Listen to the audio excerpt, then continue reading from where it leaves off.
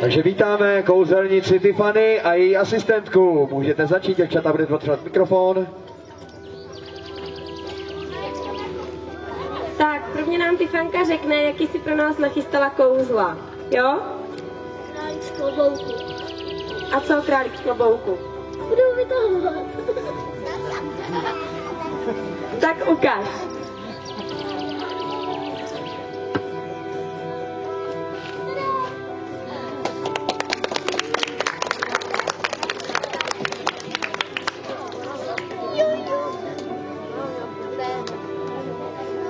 Tak a další kouzlo je kouzlo.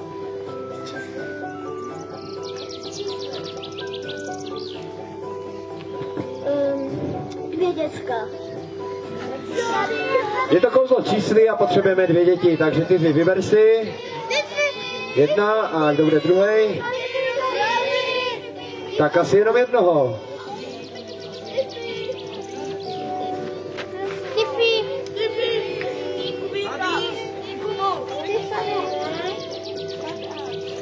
Takže stačí jenom jeden. Si jedno číslo od jedničky do 20. To není slyšet, takže to budeme muset říct ještě jednou, jinak porota vůbec neví, co hodnotí, a ještě se otočte směrem k porotě a tě vidět.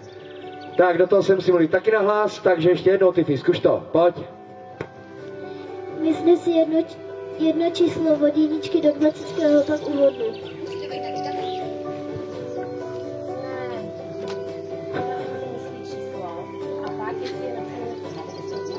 Aha, takže ty si myslíš číslo, Terko? Máš? A Tifanka se tě bude ptát, ty jsi je napsaný na ty kartě, takže říkej. Není, zkusíme další kartičku. Taky ne. Taky ne. A tam je to dobrý.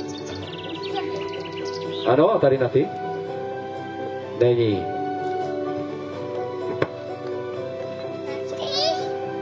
Ještě jednou? Myslím si číslo 8. Ano, byla to 8. Terka vypadá opravdu trošku rozhozená. Ještě někdo si to chce zkusit? Já, prosím!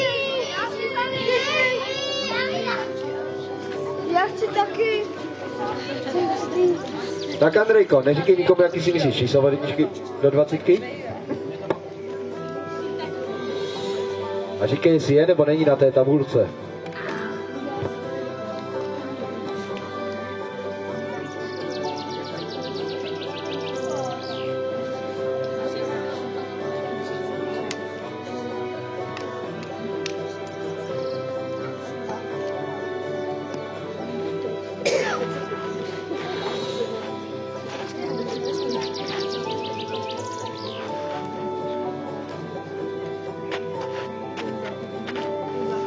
Tak mikrofon si vezme Tifanka a co nám řekne?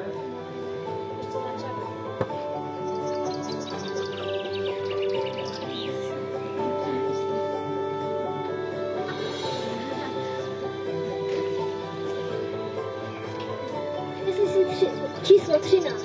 Jo. Ano, byla to 13.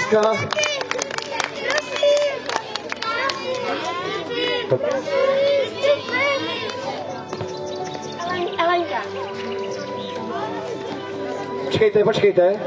My to teď uděláme trochu zajímavěc, že by jsme to číslo napsali a všem jsme ho takhle ukázali, co Ellen vymyslí. Rozumíte, aby jsme všichni věděli. Bude to tak, Ellen, chvilku zatím, Petře, zatím pomocníku vodní zjistí to číslo. Tady ho napíšeme velkou fixkou, která mě spadla na zem. Tak ať ji ho pošeptá. Hlavně ať ho neslyší Tifanka, to je to nejdůležitější. Tak, ty ho tady napiš, velkým. No, dej. Tifanka se nedívá, my všichni se díváme.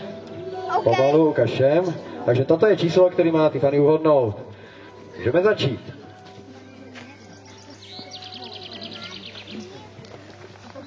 To jsou opravdu kouzelné tabulky asi. To je zvláštní. Petře, bojíš se takových kouzel, černá magie? Podle mě jí teď Tiffany čte myšlenky v hlavě, o ty tabulky vůbec nejde.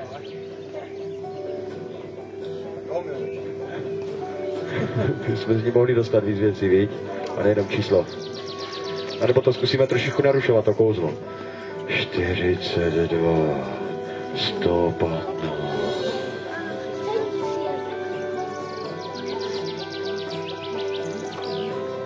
Aha, to tam to číslo musí najít, když tam je. Když řeknete, že tam není a ono tam je, tak to potom asi možná funguje hůř.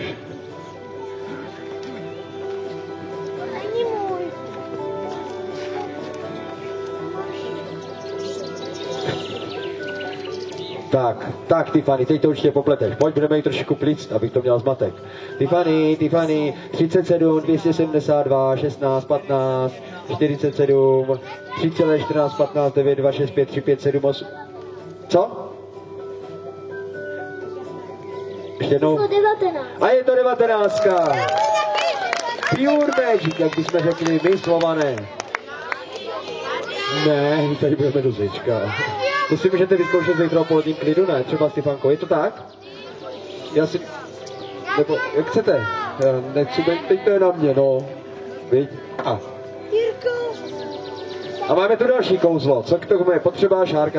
Šárka řekne, nebo Tiffany, pojďme na to. Takže zase někoho z diváků. Tifanka si vybere.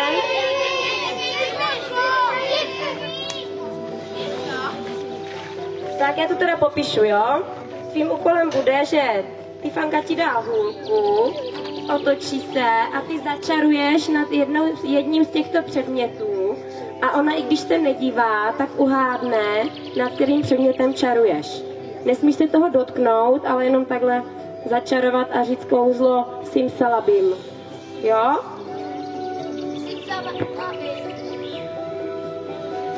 A už ukázal na něco. Ano, ukázal. Já jsem to teda viděl. Tak ještě jednou, ty otoč se. Můžeš znovu Jiříku a pořádně. Ještě jednou.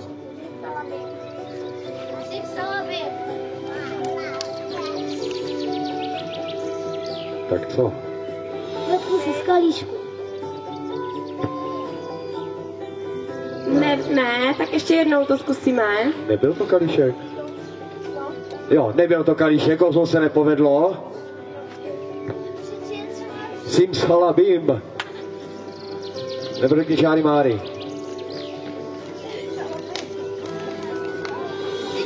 Můžeme?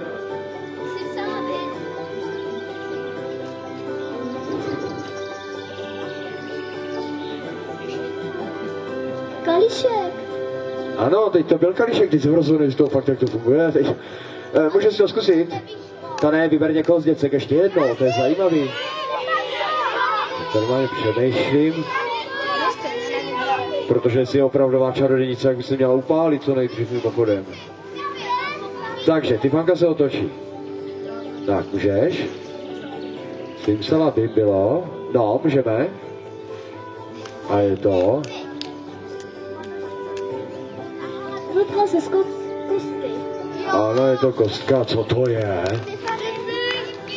Ty příšarejnico! Tak ještě jednou tohle, jo? Že to není možný. To má určitě nějakou vysílačku fuchu. Doneste uchošťouch. No a nebo ať si stoupne sem, tady jak je Tivka. Tivka se otočí sem, pak se Tivy. Ty se dívej dozadu a ty stopni sem a pořádně nad tím začarujeme, všichni vidíme. Aha, tak to byl pěkný Simsalabim. No, to nedáš. Je to kostka. Tak tam asi zanecháváte plnou stopu ve vzduchu, nebo já nevím. Tak ještě poslední kouzlo, na to bude potřebovat 2 diváky. Máme.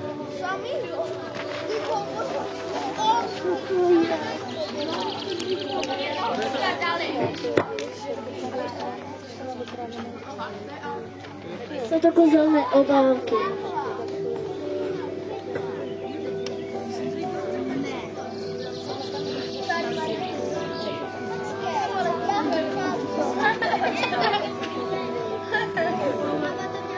Takže kouzelnice tady má 6 kouzelných očíslovaných obálek od 1 do 6. A v jedné z těchto obálek, co je v jedné z těchto obálek? 100 korun. 100 koruna. A holky, jedna z vás můžete tu 100 korunu vyhrát. Budete házet kostkou a vždycky to číslo, který vám padne, tak tu obálku si vezmete a buď to tam 100 bude, nebo nebude. Když tam nebude, tak hraje další. Ale důležitý u tady toho kouzla je, že poslední obálka, která zůstává na stole, patří kouzelnici. Jo? Tak může začít Viktorka. Padlo číslo 5. Podívej se, jestli je tam 100 koruna, normálně to rozbál. Normálně. A kdyby na poprvé byl, já bych Tak, Vicky je tam? Není. Tak, hází Kačenka. Tak první stovka nebyla. Ještě jednou. Číslo 3. 3 indiáni. Je 100 koruna v obálce číslo 3. No. A stovka tam není. Není. Tak, zase háže Viktorka. Já si myslím, že není nikde teda mezi náma, Tak, ale... číslo 4. Porota teď asi moc nevidí přes Viktorku. No neboj se. Jako dopis od milého. Ať by se neroztrhl hlavně. Tak, Vicky, je tam? Je tam 1000? Není. Není. Není. Tak, háze Kačenka. 3 už byla, takže ještě jednou. Teď porota zjistí, že jí chybí 100 v peněžence. To budou koukat. Kolik to spadne. Obálka číslo 6. Máme 6.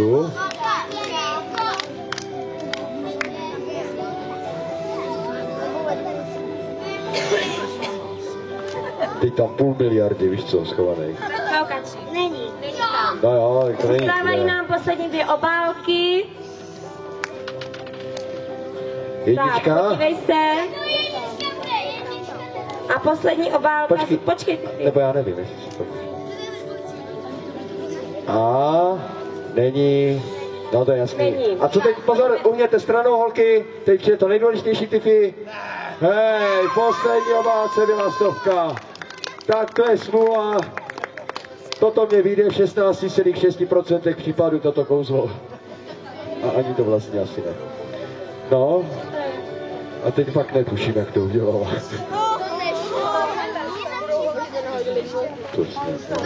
No nic. Takže to bychom měli. To byla Tiffany a její na kouzelnickém táboře kouzelnické vystoupení. Potlesk prosím.